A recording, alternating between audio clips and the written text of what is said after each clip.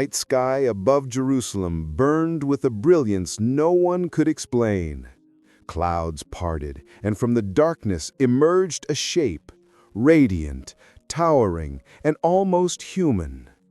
For a fleeting moment, the heavens shimmered with what looked like wings, stretching wide across the city. Phones rose, people gasped, prayers erupted from the rooftops. Some whispered the unthinkable. "It's him! It's Jesus!" The footage spread across the world within hours, each frame clearer, each retelling more urgent. Some claimed it was a sign from God, others dismissed it as illusion or trick of light. But deep within the holy city, where prophecy meets stone and silence, the question hung heavy in the air. Was this simply light on clouds, or the final message written across the sky? Because what happened next would leave even the skeptics speechless. It was an ordinary evening in Jerusalem. Cool air drifting through the narrow streets, the scent of bread and dust lingering under fading lights. Vendors were closing their stalls near the old city. Tourists leaned over railings, capturing the final shimmer of sunset on golden stone. Then the hum began, low, trembling, almost like the earth itself was holding its breath. Heads turned upward. Over the Mount of Olives, clouds thickened and twisted into spirals of silver light. At first, no one spoke. Then came a shout, someone pointing, trembling, "Look!" In the heart of the sky, shapes began to emerge, soft outlines of wings, a towering figure illuminated from within. Street lights flickered as if bowing to the glow. Phones clicked, live streams started. Within minutes, thousands watched in stunned silence, each convinced they were witnessing something sacred. But as the light grew brighter, another sound broke through the hush. Not thunder, not wind, but something like a distant trumpet call. And that's when the real fear began. Across Jerusalem, rooftops filled with people staring into the heavens. From the Wailing Wall to the hills of Gethsemane, thousands stood still, strangers joined by one shared breath of disbelief. In every direction, phones trembled in hands that could not decide whether to film or to pray.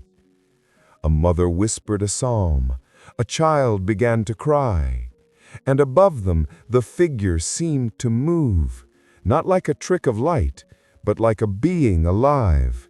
Its form pulsed through the mist, wings stretching wider, a second glow appearing beside it, softer yet radiant.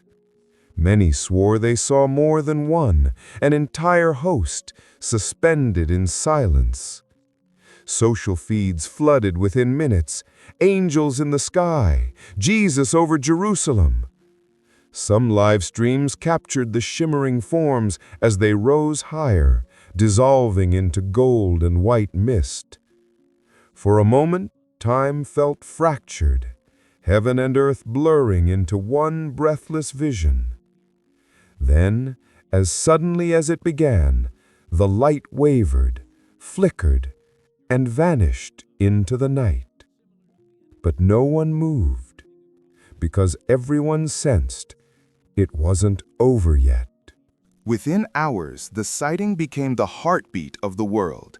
Every phone in Jerusalem had turned into a window to the heavens, and by morning, those windows had reached every screen on earth. Hashtags trended: Jerusalem light, Jesus in the sky, final sign. Newsrooms scrambled to verify. Skeptics called it mass hysteria. Believers called it divine intervention. Clips surfaced from every angle, some grainy, some crystal clear. In one, you could hear weeping echoing through narrow streets. In another, chants rising in 3 languages at once. A man shouted, "He has returned," while another whispered, "This is only the beginning." Within 24 hours, the story reached every major outlet. Anchors spoke with solemn voices, scientists offered theories, yet no one could explain why the clouds had formed such human shapes, or why the light moved as if aware of the people below. Across continents, churches opened their doors overnight. People prayed, others panicked. And yet behind the noise of the world, a deeper question lingered. If this was just light, why did it feel like a presence? By the second night, Jerusalem no longer slept. Pilgrims filled the streets with candles, their flickering flames reflecting in wet stone. Every eye lifted toward the heavens again, waiting, hoping for the light to return. And just before dawn, faint glimmers appeared above the horizon, dancing like whispers of gold. Theories began to divide the world. Some physicists suggested refraction, a rare mix of moisture and city glow bending light in impossible ways. Others mentioned drones or staged illusions, but witnesses refused to be silenced. They spoke of warmth in the air, a hum that vibrated through their skin, a peace that no explanation could erase. Pastors quoted the book of Joel, "I will show wonders in the heavens and on the earth." Rabbis called it a sign of awakening. Imams said it was a reminder from the Creator. Even the skeptics paused, uneasy at the sheer power of collective awe. Then one witness claimed they saw the figure again, this time not in the sky, but reflected in the waters of the Jordan. The world divided overnight. Scientists filled morning talk shows, their voices steady, their words clipped. Optical illusion, atmospheric refraction, synchronized drones. They replayed the footage frame by frame, pointing to pixel distortions, motion lag, and the subtle flicker of artificial light. Their message was calm, almost comforting. There is always an explanation. But on the other side of every broadcast, believers heard something else. To them, it wasn't proof, it was dismissal. You can't measure faith with equations, and you can't weigh a miracle on a scale, one pastor said. Every explanation birthed more doubt, not less. Each denial fueled deeper conviction. In churches, mosques, and synagogues, people gathered, not to analyze, but to wait. What if science could describe the light, but not its meaning? What if both were true, the natural and the divine, the seen and unseen? Across the city, the lights of Jerusalem shimmered like restless stars. And for many, the question was no longer, what did we see? But why were we chosen to see it? As debates raged across the world, ancient words began to resurface. From pulpits and podcasts alike, voices recited verses that seemed to mirror the moment. There will be signs in the sun, the moon, and the stars. Every eye shall see him. The language of prophecy, once distant and poetic, now felt painfully literal. Some scholars reached for revelation, pointing to visions of light and trumpets. Others turned to the book of Acts, where angels appeared to men as messengers of change. Across denominations, interpretations clashed. Was this a warning, a blessing, or a test? One rabbi recalled a legend of heavenly figures appearing before great turning points in history. A Christian elder spoke of the final trumpet before the dawn. Even secular listeners found themselves scrolling through scripture, wondering if history was quietly aligning with prophecy. The city pulsed with tension, faith and fear intertwined. And somewhere amid candle smoke and whispered prayers, an old question returned. If the heavens are speaking again, what are they trying to say? In the days that followed, Jerusalem became a mirror of the human heart, fear and faith shining side by side. Some wept openly in the streets, convinced they had seen the dawn of salvation. Others trembled behind closed doors, whispering that the end was near. Yet for many, it wasn't terror they felt, but peace. People who hadn't prayed in years knelt again. Strangers shared candles, food, and songs. Old feuds quieted, if only for a moment. It was as if the sight in the sky had stripped everyone of certainty, leaving only humility before something greater than themselves. A nurse at a hospital said, for one night every patient asked to face the window. A child told reporters the angels looked happy. Even skeptics confessed to feeling something unexplainable. Not fear, but connection. And as night fell once more, the city seemed to exhale.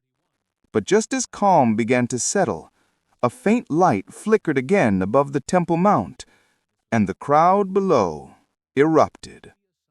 The flicker above the Temple Mount sent ripples of panic and praise through the city once more. But this time, the light didn't form a figure. It hovered, silent, pulsing, as if waiting for the world to decide what it believed. Scientists released clearer footage, claiming reflections from drone shows held miles away. Pilgrims rejected it instantly. Machines cannot make the heart tremble, one man said, his voice trembling itself. In coffee shops and cathedrals, people debated endlessly. Was this proof of heaven's nearness, or a mirror reflecting our need to believe? The line between faith and fact blurred into fog. Even news anchors began speaking softer, as if language itself was too fragile for what had happened. And yet amid the doubt, something quietly changed. Jerusalem's streets, once filled with noise, now echoed with prayer.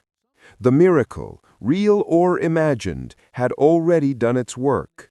It had awakened the world. Still, as cameras turned off and lights dimmed, one uneasy truth remained. If the sky could speak once, what if it chooses to speak again? Weeks passed, but the world didn't forget. Every image, every sound, every frame of that night lived on, replayed, slowed down, dissected, worshipped. And yet no one could say for certain what they had witnessed. The light in the sky had vanished, but its echo remained in every heart that looked up. Pilgrims still traveled to the Mount of Olives, waiting for the glow to return. Some say they feel warmth on the wind. Others claim to hear faint music when the clouds drift just right. Skeptics insist it was nothing more than light and atmosphere, a spectacle of coincidence. But believers whisper that the heavens never reveal themselves by accident. Maybe it was a sign, maybe a reminder, or maybe something preparing us for what's still to come. Because over the city where faith was born and prophecy was spoken, silence has fallen again. A silence that feels less like an ending and more like the breath before the next revelation.